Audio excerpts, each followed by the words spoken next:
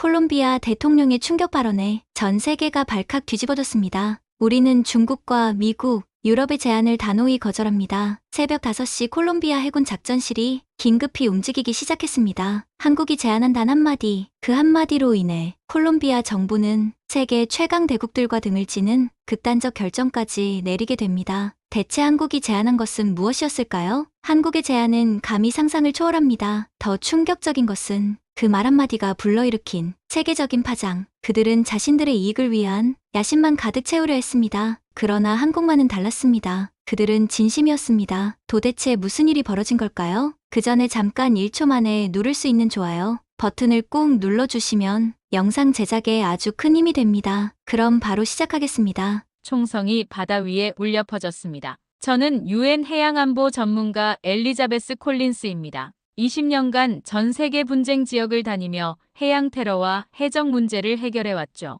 하지만 콜롬비아 태평양 연안에서 벌어지는 일은 정말 충격적이었습니다. 부에나벤투라 항구에 도착한 첫날, 저는 곧바로 현실을 마주해야 했어요. 새벽 4시, 무장한 마약 선단이 어선 3척을 습격했다는 긴급 보고가 들어왔습니다. 어민 가족 12명이 실종됐고 그 중에는 8살짜리 아이도 포함되어 있었죠. 또 시작됐군요. 콜롬비아 해군 로드리게스 중령이 한숨을 쉬며 말했습니다. 이번 달만 벌써 6번째예요. 현장으로 향하는 해군 순찰선에 올라탔는데 정말 놀랐습니다. 200톤급 낡은 순찰선이 전부였어요. 엔진 소리도 불안정하고 무장이라고는 59경 기관총 2정이 고작이었습니다. 이걸로 어떻게 고속마약선을 상대한다는 걸까요? 바다 위에서 만난 광경은 더욱 참혹했습니다. 어선 잔해들이 파도에 떠다니고 있었어요. 구명조끼 몇 개와 아이 신발 한 짝이 바다에 둥둥 떠 있는 모습을 보니 가슴이 먹먹해졌습니다. 저들은 최신 고속정을 쓰고 있어요. 시속 80km로 달리면서 RPG까지 쏘죠. 로드리게스 중령의 목소리에는 절망이 묻어났습니다. 우리 배로는 따라잡을 수도 없어요. 그날 밤 호텔에서 보고서를 작성하면서 생각했습니다. 콜롬비아의 바다는 정말 무너졌구나. 마약 카르텔들이 바다를 완전히 장악했어요. 어민들은 매일 공포에 떨며 나가야 하고 해군은 속수무책이죠. 더 충격적인 건 국제사회의 반응이었습니다. 언론은 관심도 없었고 주변국들도 방관하고 있었어요. 저는 분노하면서도 냉소적으로 중얼거렸습니다. 이 나라는 바다를 잃었다. 누가 감히 도울까? 콜롬비아 해양 위기가 국제뉴스에 나가자 예상대로 강대국들이 움직이기 시작했습니다. 하지만 그들의 제안을 들어보니 정말 역겨웠어요. 먼저 미국이 나섰습니다. 국무부 대변인이 기자회견에서 말했죠. 콜롬비아의 마약 퇴치를 위해 최신 연안 경비함 4척을 지원하겠다. 듣기에는 좋았지만 조건이 있었어요. 미군 고문단 상주, 작전 지휘권 공유, 그리고 파나마 운하 주변 해역 순찰권까지 요구했습니다. 중국도 만만치 않았어요. 1대1로 해양협력 프로젝트라는 그럴듯한 이름으로 접근했습니다. 3,000톤급 순찰함 6척과 항만 건설을 제안했죠. 하지만 99년 임대 조건에 중국 해군기지 설치권까지 포함되어 있었어요. 유럽연합은 좀 더 교묘했습니다. 인도적 해양안보 지원이라며 최신 함정 기술을 제공하겠다고 했어요. 대신 콜롬비아 해역의 광물 탐사권과 어업권 우선 협상권을 달라고 했습니다. 저는 콜롬비아 국방부 회의실에서 이 모든 제안들을 검토하고 있었어요. 마르케스 국방장관의 얼굴에는 고민이 깊어 보였습니다. 콜린스 박사, 어떻게 생각하십니까? 마르케스 장관이 물었습니다. 솔직히 말씀드리면 모두 독배죠. 당장은 도움이 될지 모르지만 결국 콜롬비아의 주권을 팔아넘기는 거예요. 장관은 한숨을 쉬었습니다. 하지만 우리에게 선택권이 있을까요? 매일 어민들이 죽어가고 있는데 저는 냉정하게 답했습니다. 강대국들은 도움을 주는 게 아니라 기회를 노리고 있어요. 콜롬비아의 절망을 이용해서 자신들의 이익을 챙기려는 거죠. 그때 제 머릿속에 한 나라가 떠올랐습니다. 한국이었어요. 아마 곧 한국도 비슷한 제안을 해올 거라고 생각했습니다. 결국은 다 똑같을 테니까요. 한국도 곧 제안하겠지. 결국 다 똑같아. 저는 그렇게 중얼거리며 창밖을 바라봤습니다. 콜롬비아의 푸른 바다가 보였지만 그 바다는 이미 절망의 색으로 물들어 있었어요. 보고타 시간으로 밤 11시였습니다. 저는 호텔 방에서 하루 종일 검토한 각국의 제안서들을 정리하고 있었어요. 미국, 중국, 유럽연합 모두 콜롬비아를 도우려는 게 아니라 자신들의 이익만 챙기려 한다는 결론에 도달했죠. 그때 전화벨이 울렸습니다. 누가 이런 늦은 시간에 전화를 할까 싶어 받아보니 놀랍게도 한국에서 온 전화였어요. 안녕하십니까? 한국 외교부 중남미국 김성우 과장입니다. 차분하고 정중한 목소리였습니다. 저는 또 다른 이익 추구자가 나타났구나 생각하며 냉담하게 응답했어요. 네, 들어보죠. 한국도 콜롬비아에 뭔가 제안이 있으신가요? 김성우 과장의 대답은 제 예상을 완전히 벗어났습니다. 콜롬비아가 한국 전쟁 때 보여준 희생과 용기에 보답하고 싶습니다. 우리 해군의 퇴역함 2척을 무상으로 제공하려고 합니다. 저는 잠시 말문이 막혔어요. 무상이라고? 조건 없이? 잠깐만요. 무상이라고 하셨나요? 그럼 한국이 요구하는 조건은 뭔가요? 기지 사용권, 해역 순찰권, 아니면 자원 개발권? 김 과장의 대답은 더욱 놀라웠습니다. 아무 조건도 없습니다. 1950년 콜롬비아 해군이 우리를 위해 참전했을 때도 조건을 달지 않았잖아요. 이제는 우리가 도울 차례라고 생각합니다. 저는 정말 믿을 수 없었어요. 이런 식으로 접근하는 나라는 처음이었습니다. 과장님, 정말로 기지 사용권도 정치적 영향력도 요구하지 않는다는 말씀인가요? 네, 맞습니다. 그냥 신뢰를 드리고 싶을 뿐입니다. 신뢰를 드린다는 표현이 마음에 와 닿았어요. 하지만 저는 여전히 의심스러웠습니다. 20년간 국제 정치를 지켜본 경험상 이런 일은 있을 수 없었거든요. 구체적으로 어떤 함정을 제공하려는 건가요? 3,000톤급 호위함 2척입니다. 우리 해군에서 20년간 운용했던 함정들이지만 콜롬비아 해역 특성에 맞게 개조해서 전달하겠습니다. 승무원 훈련과 10년간 유지보수 지원도 포함됩니다. 저는 더욱 당황했어요. 이 정도 규모의 지원이라면 수억 달러가 들어갈 텐데 정말 아무 조건 없이 준다는 게 믿어지지 않았습니다. 전화를 끊고 나서도 한참을 멍하니 앉아 있었어요. 한국이라는 나라가 이렇게 접근할 줄은 정말 몰랐습니다. 하지만 여전히 의심스러웠죠. 분명 숨겨진 의도가 있을 거라고 생각했어요. 김성우 과장과의 통화 후 저는 잠을 이룰 수 없었습니다. 한국의 제안이 너무 이상했거든요.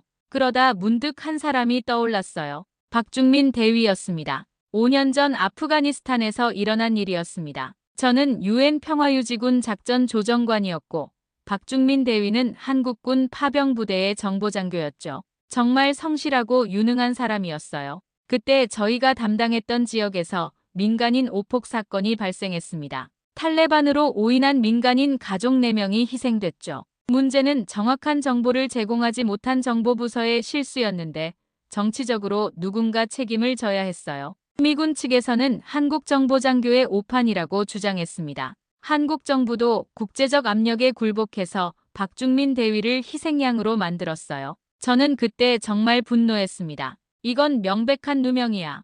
박 대위는 정확한 정보를 제공했어. 제가 상부에 항의했지만 소용없었어요. 박중민 대위는 결국 군법회의에서 유죄 판결을 받았습니다. 그의 군인으로서의 명예는 완전히 실추됐죠. 그리고 일주일 후 그는 자신의 숙소에서 스스로 목숨을 끊었어요. 저는 그의 유서를 읽고 울었습니다. 저는 조국을 위해 싸웠지만 조국은 저를 버렸습니다. 하지만 여전히 한국을 사랑합니다라고 적혀 있었거든요. 그 일 이후 저는 한국 외교에 대해 냉소적이 됐어요. 겉으로는 평화와 정의를 말하지만 결국 자국 이익만 챙기는 나라라고 생각했습니다. 그런데 김성우 과장과 통화하면서 이상한 점을 발견했어요. 그의 목소리에서 박중민 대위와 비슷한 진정성이 느껴졌거든요. 혹시나 해서 인터넷으로 검색해봤는데 정말 놀라운 사실을 알게 됐습니다. 김성우 과장과 박중민 대위가 육군사관학교 동기였던 거예요. 박 대위 사망 후 김 과장이 외교관이 된 것도 우연이 아니었습니다.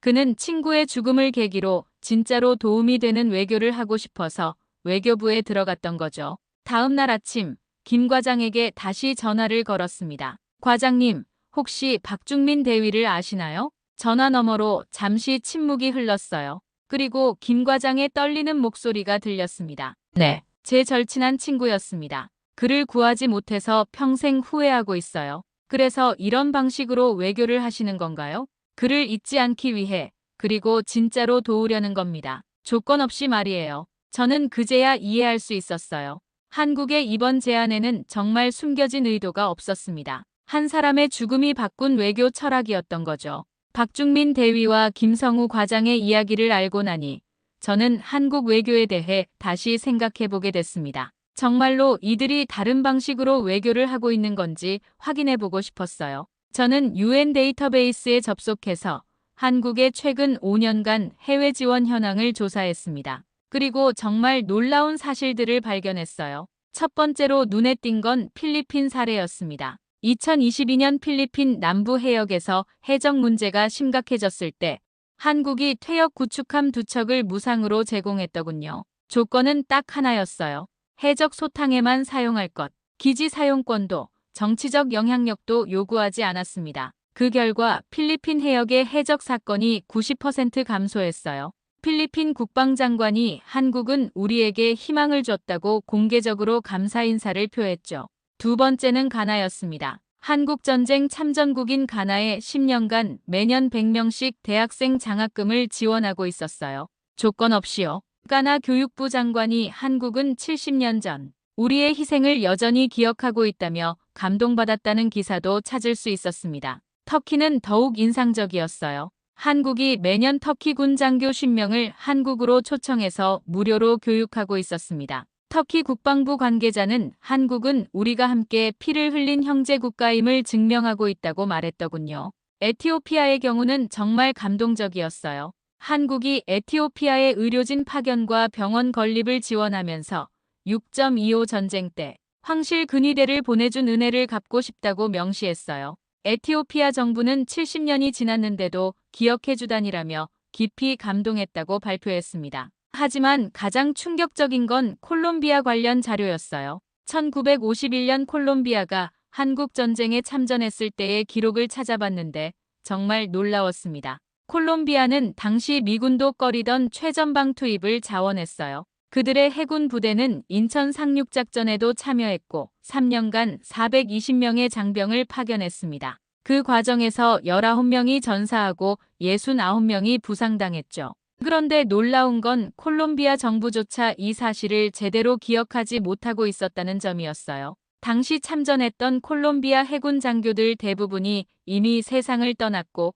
젊은 세대들은 이런 역사가 있었다는 것조차 모르고 있었습니다. 저는 콜롬비아 국립도서관에서 관련 자료를 찾아봤어요. 1951년 콜롬비아 언론 보도를 보니 자유를 위한 성전에 참여한다며 자랑스러워했던 기록들이 나왔습니다. 하지만 지금은 그 기억조차 희미해져 있었죠. 반면 한국은 달랐어요. 한국전쟁기념관에는 콜롬비아 참전 용사들의 이름이 하나하나 새겨져 있었고 매년 참전국 기념 행사를 열고 있었습니다. 한국 정부는 70년이 지난 지금도 콜롬비아의 희생을 기억하고 있었어요. 저는 마르케스 국방장관에게 이 자료들을 보여줬습니다. 장관님, 솔직히 말씀드리면 콜롬비아가 한국을 위해 한 일을 콜롬비아 국민들조차 제대로 기억하지 못하고 있어요. 하지만 한국은 달라요. 마르케스 장관의 눈이 커졌습니다. 이런 기록들이 있었군요. 우리는 잊었지만 한국은 기억하고 있었어요. 저의 신념이 서서히 흔들리기 시작했습니다. 한국이 정말 다른 방식으로 외교를 하고 있다는 확신이 들었어요. 조사 결과를 바탕으로 저는 UN 본부에 보고서를 제출했습니다. 한국의 제안을 받아들일 것을 권한다는 내용이었어요. 그리고 콜롬비아 정부도 마침내 결정을 내렸습니다. 2주 후 부산항에서 역사적인 함정 인계식이 열렸습니다. 저도 콜롬비아 대표단과 함께 참석했어요. 한국이 제공하는 함정들을 직접 보니 정말 놀라웠습니다. 첫 번째 함정은 콜라도함이었어요. 3200톤급으로 76함포와 대한미사일, 대공미사일까지 장착되어 있었습니다. 한국 해군이 20년간 운용했던 함정이지만 상태는 완벽했어요. 두 번째 함정인 인데펜디엔시아함은 3000톤급으로 헬기 갑판까지 갖추고 있었습니다. 콜롬비아 해역 특성에 맞게 연안 작전용으로 개조되어 있었죠. 한국 해군 제독이 저에게 설명해줬습니다. 이 함정들은 콜롬비아 해역의 마약 선단을 충분히 제압할 수 있어요. 76함포의 사거리는 15km이고 미사일 시스템으로는 50km까지 타격이 가능합니다. 인계식에서 가장 인상적이었던 건 김성우 과장의 연설이었어요. 70년 전 콜롬비아는 조건 없이 한국의 자유를 위해 싸워주셨습니다. 콜롬비아 해군 장병들은 낯선 땅에서 모르는 사람들을 위해 목숨을 걸었어요. 이제는 우리가 무언가를 돌려드릴 차례입니다. 김 과장의 목소리에는 진심이 담겨 있었어요. 그는 계속 말했습니다. 이 함정들에는 조건이 없습니다. 다만 한 가지 부탁이 있다면 콜롬비아 국민들의 평화로운 바다를 지켜달라는 것뿐입니다. 콜롬비아 해군 사령관 페르난데스 제독이 답사했습니다. 한국의 이런 우정과 신뢰에 깊이 감사합니다. 이 함정들로 우리 바다를 반드시 지켜내겠습니다. 인계식의 하이라이트는 두 나라 국기 개양식이었어요. 콜라도함 마스트에 태극기와 콜롬비아 국기가 나란히 올라갔습니다. 바람에 펄럭이는 두 깃발을 보니 가슴이 뭉클해졌어요. 더 놀라운 건 한국의 후속 지원이었습니다. 콜롬비아 해군 장교 30명을 한국으로 초청해서 3개월간 무료로 훈련시켜주기로 했어요. 함정 운용법부터 전술 교육까지 모든 걸 가르쳐주겠다고 했습니다. 또한 10년간 부품 공급과 정비 지원도 약속했어요. 한국 기술진들이 정기적으로 콜롬비아를 방문해서 함정 상태를 점검하고 필요한 정비를 해주겠다는 거였죠. 저는 한국 측 관계자에게 물어봤어요. 이 모든 지원에 드는 비용이 얼마나 되나요? 대략 5억 달러 정도 될 것 같습니다. 정말 아무 조건 없이 이 모든 걸 지원하시는 건가요? 그 관계자는 미소를 지으며 답했습니다. 콜롬비아가 우리에게 준 신뢰는 돈으로 살 수 없는 거잖아요. 이제 우리가 신뢰로 보답할 차례죠. 부산항을 떠나면서 저는 생각했습니다. 한국이 정말 새로운 외교 모델을 만들어가고 있구나. 조건부 지원이 아니라 신뢰 기반의 지원. 이게 바로 21세기 외교의 새로운 패러다임일지도 모르겠어요. 콜라도함과 인데펜디엔시아함이 콜롬비아에 도착한 지 한 달 후 드디어 첫 실전 기회가 왔습니다. 대규모 마약선단이 콜롬비아 영해를 침범한 거예요. 새벽 5시 긴급 상황실에서 저는 모든 상황을 지켜볼 수 있었습니다. 레이더에 포착된 마약선단은 총 8척이었어요.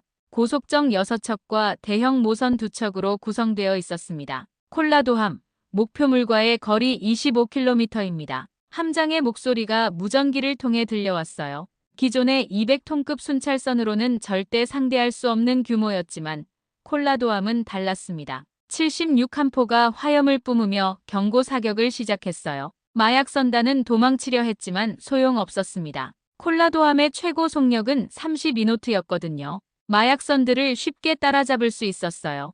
항복하지 않으면 격침한다.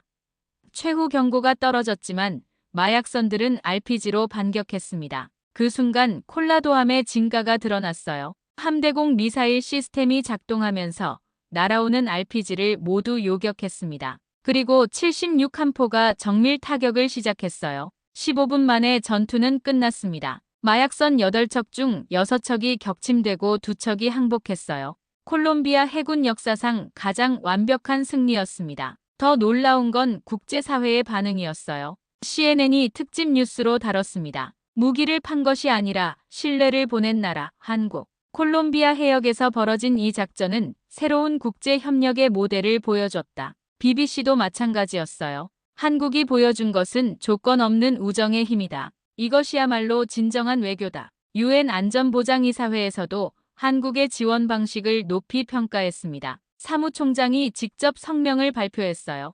역사상 가장 효율적이고 품격 있는 군사 외교였다. 한국이 보여준 신뢰 기반 협력이 새로운 국제관계의 표준이 되어야 한다. 미국 DEA 국장도 놀라운 발언을 했습니다. 콜롬비아와 한국의 협력이 태평양 마약 유통 루트를 완전히 차단했다. 이는 10년간 미국이 달성하지 못한 성과다. 하지만 진짜 변화는 각국 외교부의 반응에서 나타났어요. 브라질 외무장관이 한국 대사를 급히 면담 요청했습니다. 한국식 외교 모델을 우리도 도입하고 싶다는 거였어요. 페루도 마찬가지였습니다. 한국의 신뢰 외교를 벤치마킹하고 싶다며 공식 요청을 보냈어요. 심지어 미국 국무부에서도 한국의 외교 방식이 새로운 대안이 될 수 있다며 관심을 표명했습니다. 저는 정말 놀라웠어요. 한 나라의 외교 철학이 이렇게 빠르게 국제사회에 영향을 미치는 걸 본 적이 없었거든요.